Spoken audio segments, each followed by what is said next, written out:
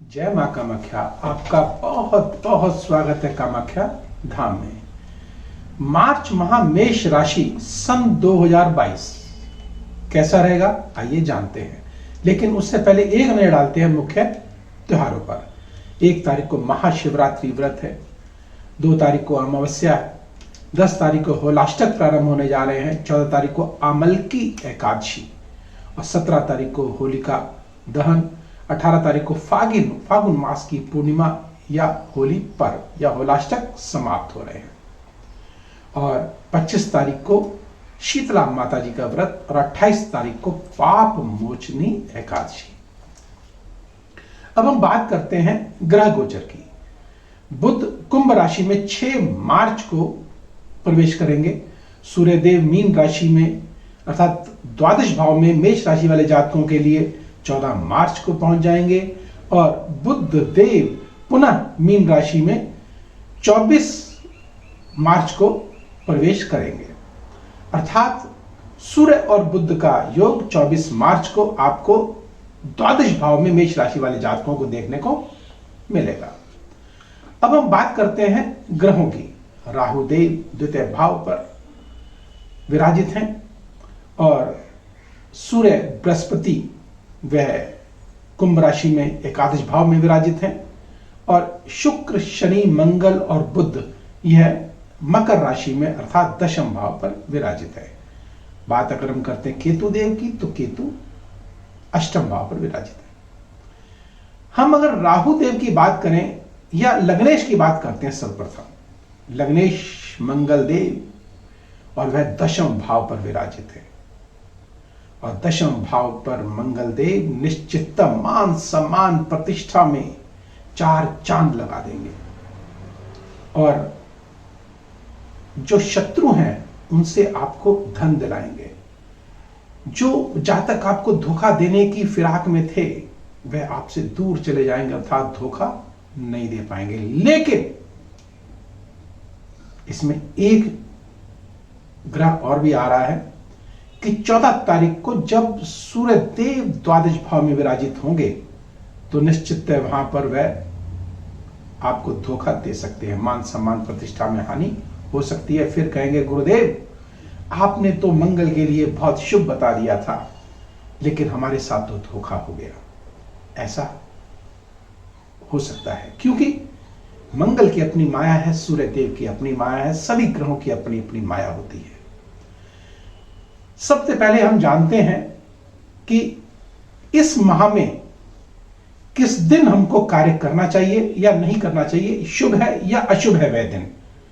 हम अक्सर अपनी राशिफल देखते हैं कि आज का दिन हमारा कैसा रहेगा। हम आपको बताएंगे कि किस किस दिन आपको सावधान रहना है या कार्य नहीं करना। अगर करना भी पड़े तो क्या उपाय है ऐसा करके जिसके करने से इस माह को हम चमत्कारिक मंगलमय भाग्यवर्धक बना सकते हैं। जानेंगे उस उपाय को और उन तारीखों को भी जानेंगे। आइए पहले ग्रहों की माया को जानते हैं, ग्रहों की दृष्टि को जानते हैं। मैं मंगल देव की बात कर रहा था। मंगल चतुर्दृष्टि से लग्न भाव को देखेंगे तो निश्चित हमारे अंदर ऊर्जा पैदा होगी, एक अग्रेसिवनेस हमारे अंदर आएगा और सप्तम दृष्टि से चतुर्थ भाव को देखेंगे, मन को प्रफुल्लित करेंगे लेकिन थोड़ी सी उत्तेजना भी हमको अधिक हो सकती है। धैर्य रखें, जल्दबाजी में कोई कार्य ना करें, बड़ी सोच विचार कर कार्य को करिएगा। और अष्टम दृष्टि से पंचम भाव को देखेंगे तो निश्चित से पंचम भाव को देखेंगे तो हमारी इच्छा शक्ति को प्रबल करेंगे, हमारी गुप्त मंत्रणा जो है वह अधिक होंगी और प्रेम संबंधों में प्रगाढ़ता आएगी। और इसके साथ साथ संतान पक्ष की तरफ से कोई शुभ समाचार हमको मिलेगा और हमारा प्रमोशन अगर कोई ड्यू है तो वह अवश्य होने जा रहा है। लेकिन मैंने फिर कहा कि 14 तारीख से पूर्व ही यह संभव है क्योंकि उसके बाद सूर्य देव जब द्वादश भाव में पहुंच जाएंगे तो निश्चित मान सम्मान में हानि होती ही है। अब हम बात करते हैं यहीं बैठे हुए बुध देव की। बुध जो कि तृतीय भाव के स्वामी हैं और छठे भाव के स्वामी हैं।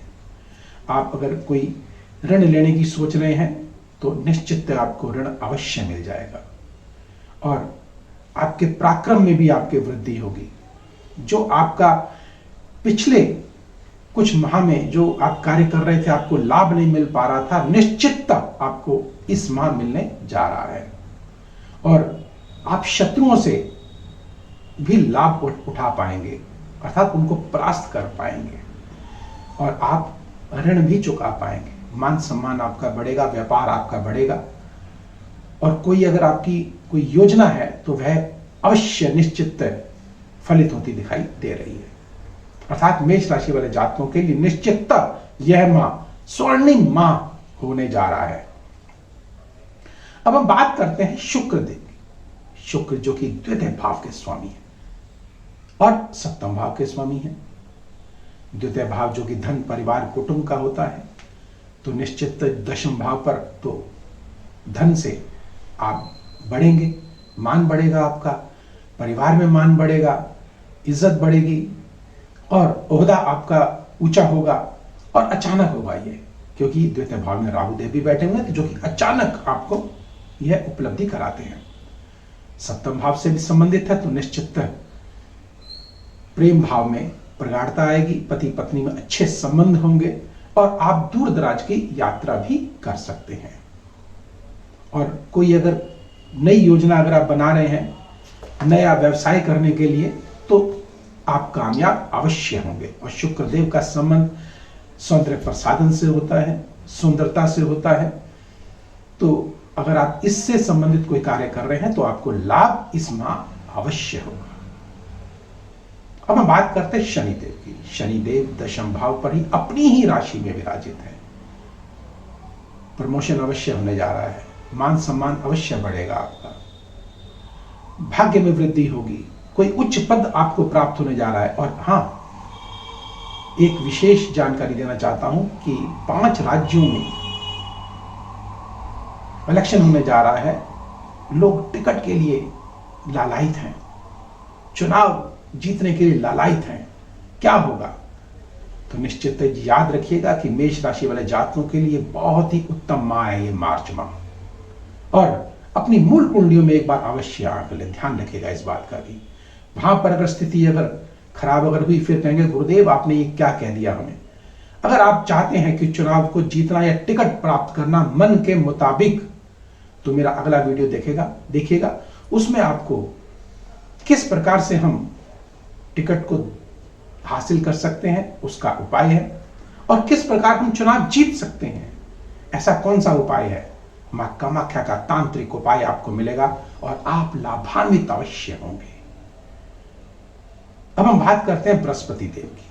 बृहस्पति देव हमारे एकादश भाव पे विराजित हैं और आय का भाव है, आय में वृद्धि अवश्य होगी। और यहीं से पंचम दृष्टि से यह तृतीय भाव को देखेंगे, तो तृतीय भाव को देखेंगे तो पराक्रम बढ़ाएंगे, छोटे भाई बहनों के साथ अच्छे संबंध बनाएंगे, पड़ोसियों के साथ अच्छे संबंध बनाएंगे, नई योजनाएं बनेंगी आपकी, और संतान पक्ष की तरफ से भी आपको कोई शुभ समाचार मिलने के संकेत दिखाई देते हैं, या कोई मंगल कार्य घर में अवश्य होने जा रहा है।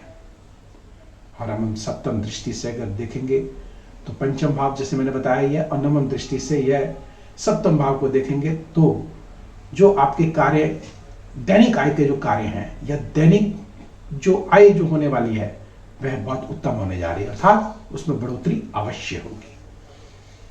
और अब हम बात करते हैं वही सूर्यदेव की। सूर्यदेव 13 तारीख तक एकादश भाव में विराजित हैं। यहां से यह सप्तम दृष्टि से पंचम भाव को देखेंगे, और पंचम भाव जो कि संतान का भाव है, हमारी गुप्त मंत्रणा का भाव है, हमारी शिक्षा का भाव है, और निश्चित तो उसमें 4 चांद अवश्य लगेंगे, उसमें प्रकाशवान होंगे आप, पदोन्नति होगी आपकी, निश्चित होगी। जो जातक शिक्षा जगत से जुड़े हैं उनके लिए बहुत ही उत्तम माह है ये।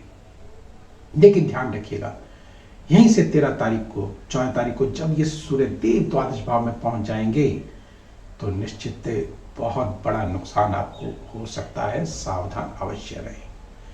आइए अब उन तारीखों को जानते हैं जिन तारीखों को उनको कार्य नहीं करना।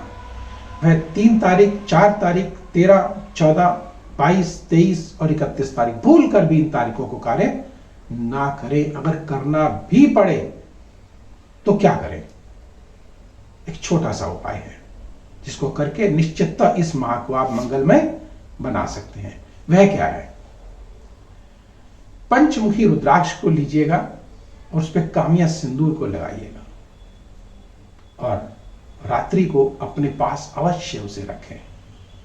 और प्रातःकाल एक छोटा सा मंत्र है, क्षोम ओम ओम ठ, उस मंत्र का एक माला जाप करके और अपने सिर के ऊपर से एंटी क्लॉकवाइज 7 बार घुमाएं और शिवलिंग पर अर्पण करके आइएगा। आपकी मनोकामना अवश्य पूर्ण होगी।